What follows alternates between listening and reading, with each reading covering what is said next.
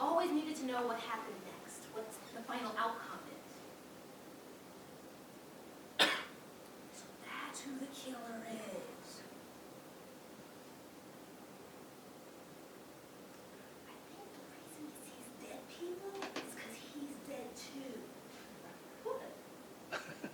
Mr. Toastmaster, fellow Toastmasters, that trait, that needing to know the future, has been with me forever.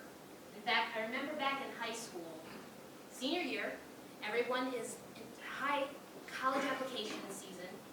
Where are you going? What campus looks prettiest? Where's Stacy going? I wasn't listening to any of that, because I already knew the future. I was going to be going to Columbia University to be accepted in their journalism school, and I was going to graduate with honors and then be hired by the New York Times, where I was going to win a Pulitzer for exposing political intrigue. Of course, that all came crashing down when I was rejected. So I did what any reasonable 17-year-old would do. I went to my 7th choice school, the University of Southern California. So, I took off in a jet plane, never having been there, not knowing anyone there, but hey, it's an adventure, right? I step out of LAX,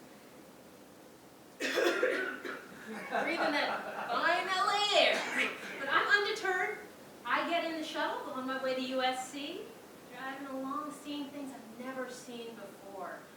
This California sunshine, palm trees. I'm like, oh my gosh, Mr. Shuttle Driver, you have that nice hazy look over Hollywood. It's like a movie set. That's small. Okay, fine. Still undeterred, I went to film school there, which I didn't know at the time was #1 ranked. And it was like a dream, because I've always been passionate about film, as many of the regular Toastmasters here know. So I'm taking classes in feminist film theory, the films of Alfred Hitchcock, film production. It was wondrous, and I had a new end in mind. I was going to be the most amazing film executive this side of the Mason-Dixon. I was going to be greenlighting films. I was going to be driving the careers of Brad Pitt and Jennifer Aniston. I was going to get Hanson on set to do movie soundtracks. It was 1995, so a little splat there. But nope, that's not exactly what happened. Because after a couple of internships at MTV Films and DreamWorks, I discovered that loving film is not the same as loving the film industry.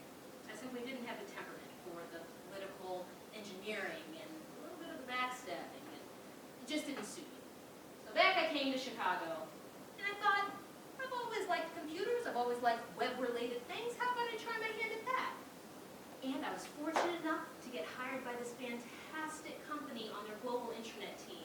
We were doing wonderful things, sites for Argentina, Singapore, Tallahassee, a little less exotic, but still, wonderful work, wonderful people. I was having the time of my life. Had a new end in mind. I was going to be the greatest vice president, corporate executive in charge of all things web. Nope. Did I mention that company was Arthur Anderson? So that didn't work so well either. So now I find myself mid-career, and I am still looking forward to the end, but not occupationally anymore. I've learned that lesson.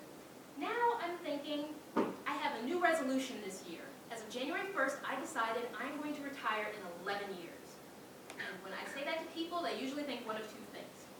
Either, wow, you make a lot of scratch. Nope. Or two, I guess you're going to subsist on ramen and cat food for the next 11 years while you make all your money. I hope not. But having grown up as a military brat, I like to think that I'm flexible. So if retirement means Ecuador, or Malaysia, or, I don't know, Chattahoochee, is that Tennessee? Wherever, I'm up for it. But, as I look back on all those notes, there's one thing that always followed, and that was hope. Hope for a new beginning. Hope for a better plan. And I've always found that I've come out stronger on the other end. So even though I don't know what the new end is, that's okay. Because I know that I'm strong enough for whatever the new